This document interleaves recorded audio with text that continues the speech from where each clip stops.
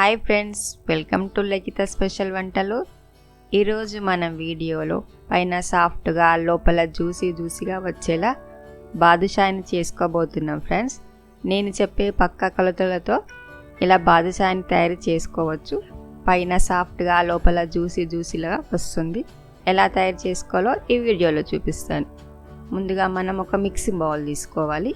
అందులో 1 కప్పు మైదా పిండిని వేసుకోవాలి, 1/2 కప్పు వంట సోడాని, చిటికెడంతా సాల్ట్ని వేసుకోవాలి.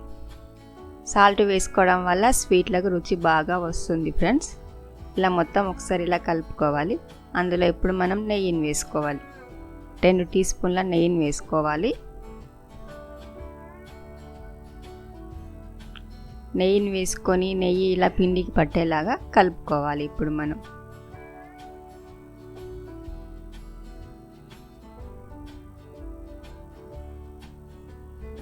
ఇలా పట్టుకుంటే ముద్దల రావాలి ఫ్రెండ్స్. ఇది విడిపోతుంది కాబట్టి మనం ఇంకో టీ స్పూన్ నెయ్యిని వేసుకోవాలి.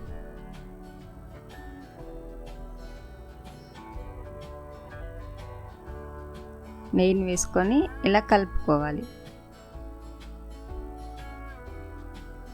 ఇలా పట్టుకుంటే ముద్దలా వస్తుంది. ముద్దలా వస్తే మనకు బాదుషా పర్ఫెక్ట్గా వస్తుంది ఫ్రెండ్స్. ఇప్పుడు కొద్దిగా నీళ్ళు పోసుకుంటూ మనం చపాతీ పిండిలా కలుపుకోవాలి.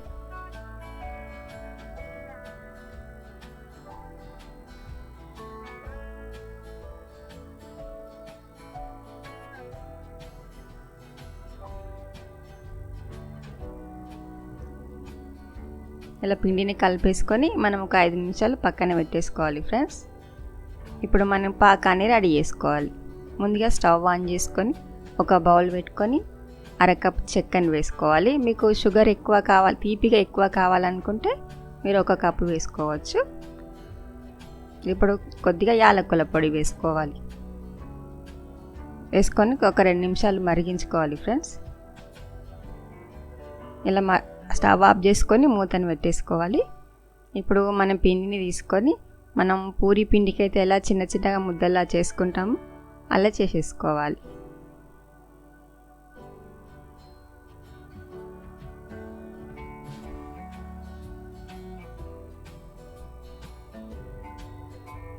అలా చేసేసుకొని ఇలా రౌండ్గా అనుకోవాలి ఫ్రెండ్స్. రౌండ్గా వచ్చాక ఇలా మధ్య హోల్ పెట్టుకోవాలి. హోల్ పెట్టుకోవడం వల్ల లోపలికి పాకం బాగా పడుతుంది, జ్యూసీగా వస్తాయి బాదుషాలు. అలాగే మిగతా పిండిని మొత్తం చేసుకోవాలి ఫ్రెండ్స్.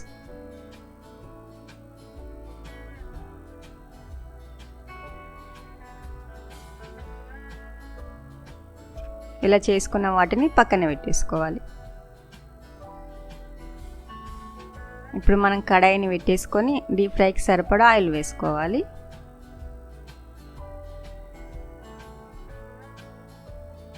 ఆయిల్ కొద్దిగా గోరువెచ్చగా ఉన్నప్పుడే ఈ ముద్దలు వీటిని వేసుకోవాలి ఫ్రెండ్స్. ఒక్కొక్కటిగా వేసుకోవాలి, అన్నీ ఒకసారి వేసుకోవద్దు. వేసుకొని 1 నిమిషం పాటు అలాగే ఉంచేసుకోవాలి. వీటి పైకి తేలాక ఒక్కొక్కటి ఇలా మెల్లిగా తిరిగేసుకోవాలి. ఇప్పుడు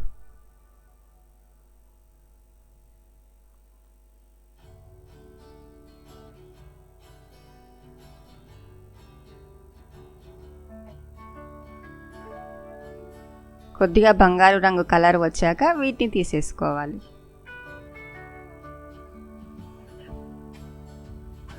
ఇప్పుడు మనం గోరువెచ్చగా ఉన్న పాకంలోకి వేసేసుకోవాలి ఫ్రెండ్స్. పాకం మరీ ఎక్కువ వేడిగా ఉండొద్దు, గోరువెచ్చగానే ఉండాలి. ఇలా ఉంచేసుకొని తీసేసుకోవాలి. ఇప్పుడు అలాగే మిగతా పిండిని కూడా వేసేసుకోవాలి. పైన సాఫ్ట్గా లోపల జ్యూసీగా ఉండే badusha ready friends. Thank you for watching video.